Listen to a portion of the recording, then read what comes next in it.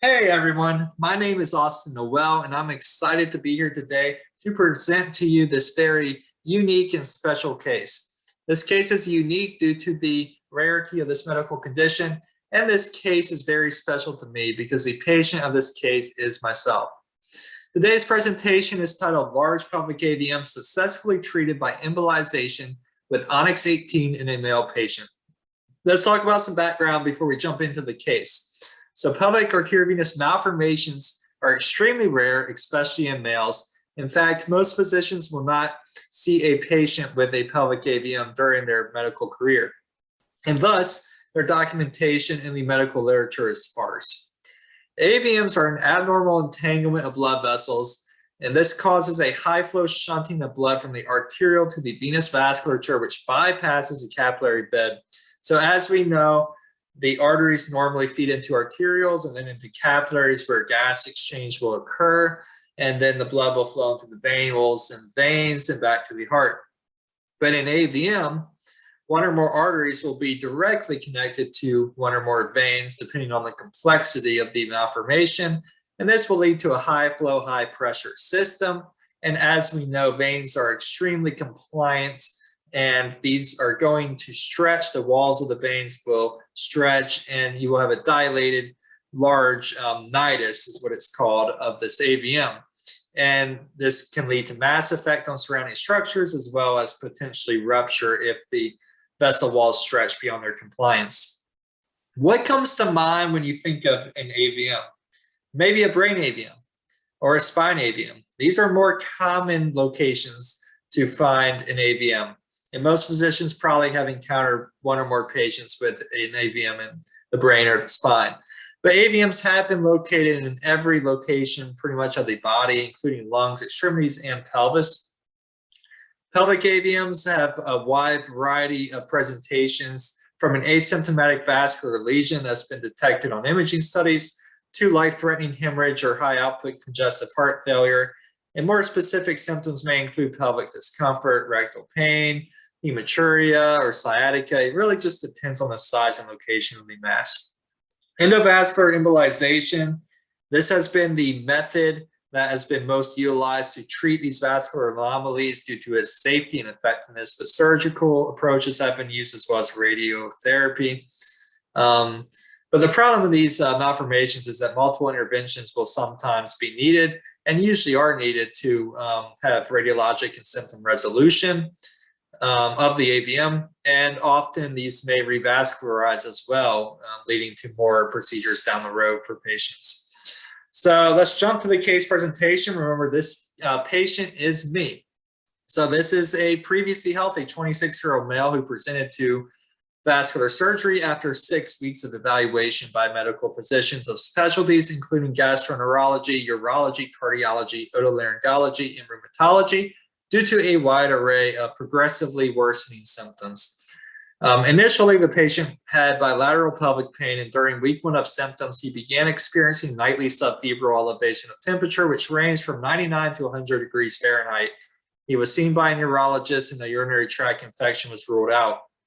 Week 2 and 3 into the symptoms, myalgias, arthralgias, as well as night sweats appeared, along with worsening pelvic pain and continued nightly elevation of temperature. Abdominal ultrasound was done and was normal. Abdominal pelvic CT was obtained and is seen in figure 1. This did show the AVM and show prominent enlarged venous structures on the right pelvis, but the significance of these was unknown at the time, and initially was thought to maybe represent just hemorrhoids. A colonoscopy was then performed and showed unusual prominent rectal veins. And during week 4 of symptoms, the patient began complaining of bilateral neck fullness with a strong sensation of his pulse felt in his right gluteal region, chest, and neck along the carotid arteries. The patient also began to develop shortness of breath, primarily on exertion. A full cardiac workup, a neck ultrasound, a neck CT, all these were completed and did not reveal any significant findings.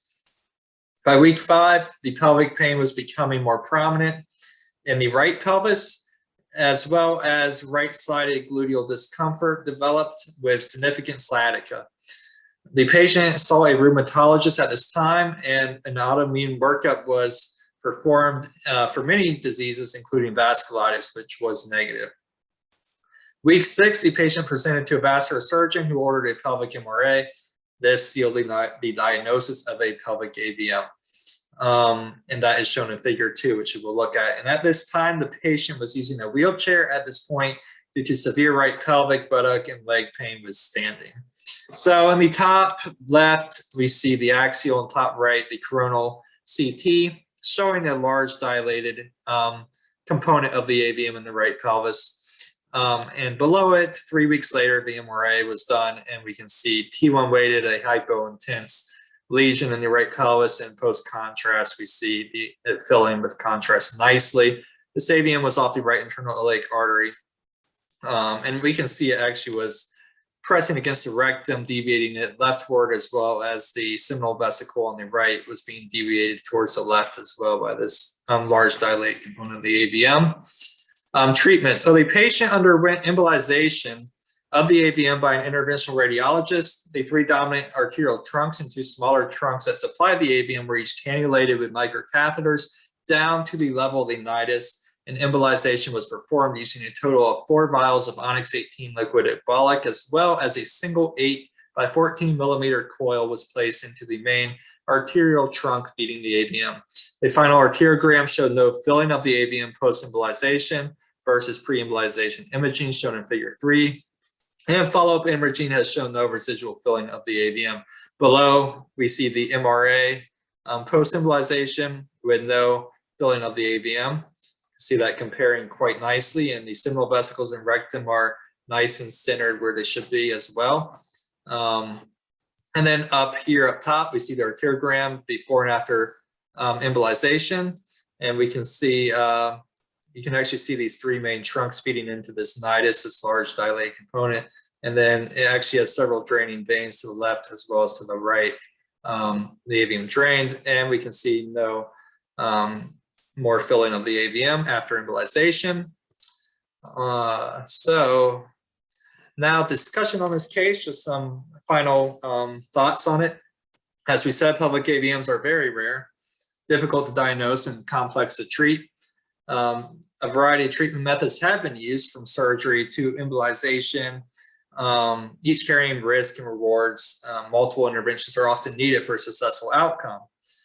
Though physicians rarely will see a patient with a pelvic AVM, physicians should be aware of the presentation and treatment options of these vascular anomalies, because significant morbidity and mortality can occur if misdiagnosed or not treated in a safe and effective way. Onyx liquid embolic system is a radio-opaque injectable embolic fluid, which has been used to treat AVMs in the brain and less commonly in the periphery and pelvis. In this case, shows that Onyx 18 can be used safely and effectively to treat and even cure pelvic AVMs, which is not often achieved by other methods. And finally, this case teaches that when initial medical investigations fail to fully explain a patient's symptoms, one should not quit the search, because zebras do exist, rare medical conditions do exist, and they're not easily spotted. And when missed, they may result in death of the patient. But when diagnosed correctly, they can sometimes be treated, which can lead to an excellent life-changing outcome, as was done for me. Only 1 embolization was needed, and 5.5 years later, I'm symptom-free, and no recurrence of the AVM has been noted on follow-up imaging. And I would like to thank these physicians who were involved in my case, the interventional radiologist, Dr. Majoria, Dr. Lind, Dr. Arwood, Dr. Neshwat, Dr. Harris, and many other physicians, and everyone in the medical field who took part in my diagnosis, treatment, and following up this pelvic AVM. And I want to thank you for listening to this presentation today. Have a great rest of the day.